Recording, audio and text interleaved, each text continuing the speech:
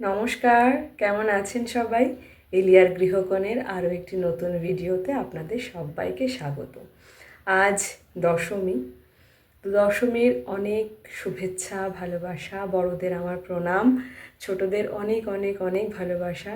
সবার ভীষণ ভালো কাটুক আগামী দিন, আগামী বছর। তো এই বলেই ভিডিওটা শুরু করছি আজকে। স্নান হয়ে গেছে আমার, যাব হচ্ছে বরণে। রান্নাবান্না সব কমপ্লিট করেই যাচ্ছি। এখন বাজে হচ্ছে 11টা। আমি 12টার দিকে আর কি যাব, রেডি হব একটু, তারপরে যাব। তো অনেকটা সময় তো লাগে, কারণ লাস্ট বার মানে হায়দ্রাবাদে আমি যখন বরণ করেছিলাম লাস্ট, তো সেইবারের অভিজ্ঞতা ছিল একটা মানে প্যান্ডেল থেকে বেরিয়ে আমি অন্য এক জায়গায় গেছিলাম, এত লম্বা লাইন ছিল। তো দেখা যাক এবার কত সময় লাগে, সবটা আপনাদের সাথে শেয়ার করব। তো চলুন ভিডিওটা শুরু করা যাক, আশা করি আপনাদের ভালো লাগবে। আরও একবার সবাইকে শুভ বিজয়ার প্রণাম জানাচ্ছি। আমি এই ভিডিওটা অনেক পরে পোস্ট হবে আমি জানি। আমি যখন এই ভিডিওটা পোস্ট করব বা আপনাদের কাছে যখন এই ভিডিওটা গিয়ে পৌঁছাবে, দুর্গাপুজো শেষ হয়ে যাবে, সেটাও আমি জানি। তো সেই জন্য আগে থেকেই জানিয়ে রাখছি, বিজয়ার অনেক অনেক অনেক শুভেচ্ছা, শুভকামনা, ভালোবাসা, বড়দেরকে আমার আন্তরিকভাবে প্রণাম। তো চলুন শুরু করা যাক ভিডিওটা, আশা করি আপনাদের ভালো লাগবে। আমি তো ভাবতেই পারিনি আজ মাকে বরণ করতে পারবো।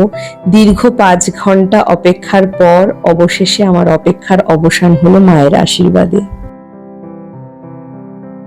12টা বেজে পার হয়ে গেছে, আমরা এখন মণ্ডপে এসেছি। খুব তাড়াহুড়ো করে মেয়েদেরকে সাজিয়ে নিজে যতটুকু পেরেছি রেডি হয়েছি আর কি।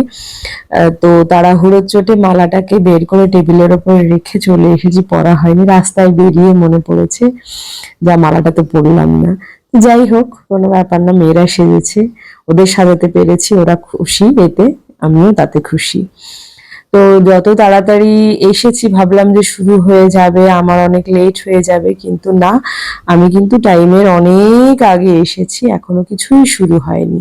আর আরো একটা জিনিস আপনারা খেয়াল করেছেন কিনা জানি না, আজকে আমাকে দেখা যাচ্ছে ভিডিওতে। নর্মালি কিন্তু আমাকে ভিডিওতে দেখা যায় না, কারণ ওই কাজটা, ক্যামেরার পেছনের কাজটার জন্যই আমাকে দেখা যায় না, কারণ ক্যামেরাটা সবসময় আমার হাতে থাকে, আর আজকে আমার হাত কিন্তু ফাঁকা। কেন বলুন তো? আমি না ছোট্ট একটা ক্যামেরাম্যান পেয়েছি, তার ছোট্ট হাতে সে সুন্দর করে ক্যাপচার করছে যতটুকু তার পক্ষে সম্ভব। এটাই আমার কাছে কিন্তু পরম প্রাপ্তি, যে আমি একটা বিনা পয়সায় খুদে ক্যামেরাম্যান পেয়েছি, তার পিছনে আমাকে কোনো ইনভেস্ট করতে হচ্ছে না। এটা কিন্তু বিশাল বড় পাওনা। যাই হোক, জাস্ট জোকস অ্যাপার্ট, ও বললো মা আমি করি, তোমরা যাও আগে আগে, আমি আস্তে আস্তে আসছি। ও জাস্ট আমার পেছনেই আছে, বেশি দূরে নয়। ক্যামেরা দিয়ে দিয়েছি বলেই যে ওকে ছেড়ে আমরা চলে যাচ্ছি তা কিন্তু একদমই নয়, জাস্ট 3-4 কদম আগে রয়েছি আমরা ওর থেকে। তো যাই হোক, ওর ইচ্ছাটাও তো একটু পূরণ করতে হয়। তারপরে ঢোকার আগে বললো একটু দাঁড়াও তোমরা, ছবি তুলে। আমি বললাম তাহলে তুইও আয়, আমরাও একটা তুলি। তা বললো না, আজকে তোমরা তোলো, আমি পরে আবার কখনো তোমার সাথে তুলবো।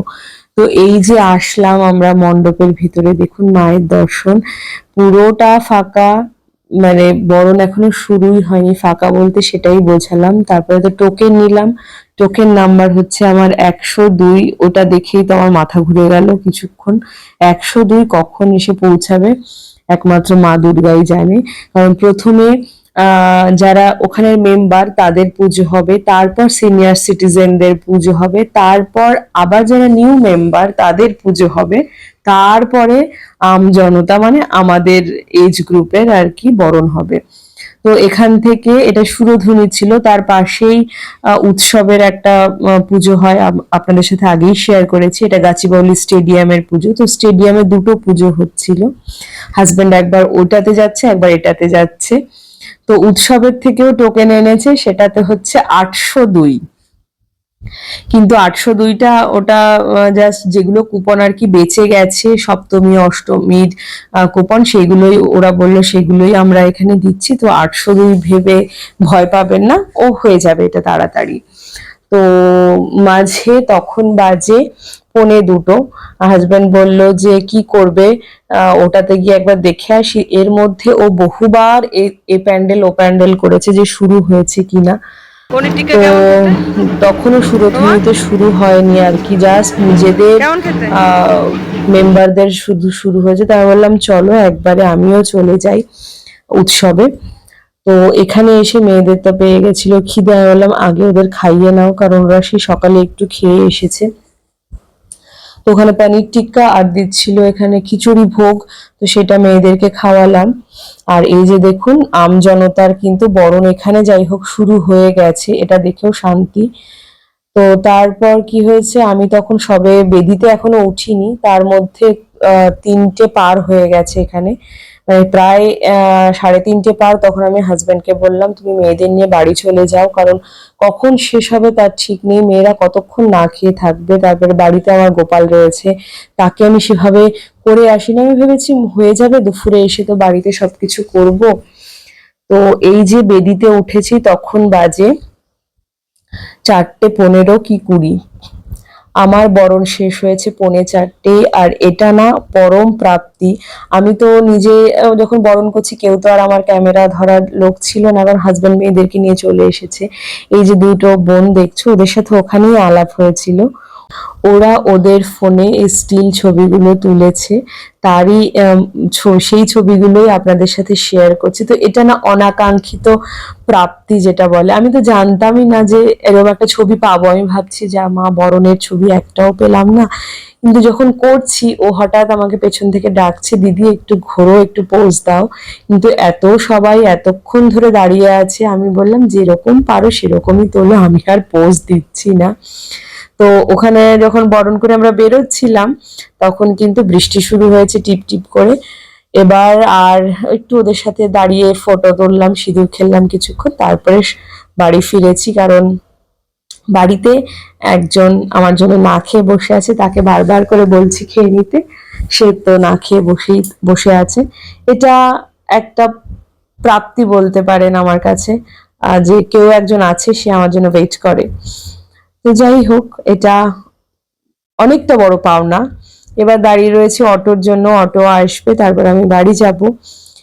তো এই বোধহয় প্রথম বছর আমার বিয়ের পর যে সিঁদুর খেলা বা ঠাকুর বরণ আমি একাই করেছি, বাড়িও ফিরে যাচ্ছি একা। যাই হোক, কিছু করার নেই, পরিবেশ পরিস্থিতি যেমন তখন সেরকম ভাবেই চলতে হয়। তো কারণ অনেক বেলা হয়ে গেছে, আমি বাড়িতে ঢুকেছি তখন বাজে 5টা। বাচ্চাদের অতক্ষণ নিয়ে থাকাটা খুবই ডিফিকাল্ট, সেই জন্য রান্না তো বাড়িতে করাই ছিল। জাস্ট আমি বললাম বাড়িতে গিয়ে তোমরা ভাতটা করে নাও, করে খেয়ে নাও, রাইস কুকারে ভাত হতে বেশিক্ষণ লাগবে না। কিন্তু বাচ্চারা ঠিক মতো আছে, এটাতেই আমি শান্তি। তো ধীরে সুস্থে শান্ত মনে না আমি বরণটা করতে পেরেছি, ওরা থাকলে খুব অস্থির হয়ে যেতাম আমি। তো যাই হোক, আমি যতটুকু পেরেছি আপনাদের সাথে শেয়ার করলাম আমার এই মুহূর্তটা, এক অন্যরকম অভিজ্ঞতা। 5 ঘন্টা ওয়েট করার পর মাকে বরণ করতে পেরেছি, এটা আমার কাছে খুব বড় প্রাপ্তি, বড় পাওনা। সব শেষটা হলো খুব সুন্দরভাবে সবকিছু হয়েছে, এটাতেই মনের একটা শান্তি। তখন মনে হচ্ছে যে অতক্ষণ যে ওয়েট করলাম সেটা মনে হচ্ছে সবটাই সার্থক। তো এখন যাচ্ছি বাড়ি, সত্যি খুব ক্লান্ত লাগছে, এতক্ষণ বসে থেকে না খেয়ে খুব টায়ার্ড লাগছে। আর জল পিপাসাও পেয়েছে, জলও আমার কাছে নেই, সবটাই পাঠিয়ে দিয়েছি ওদের কাছে। তো শুভ বিজয়ার প্রণাম সবাইকে, সবাই ভীষণ ভালো থাকবেন। আজ এই অবধি, আবার দেখা হবে অন্য কোনো দিন অন্য কোনো ভিডিওতে। আপনারা সবাই খুব ভালো থাকবেন।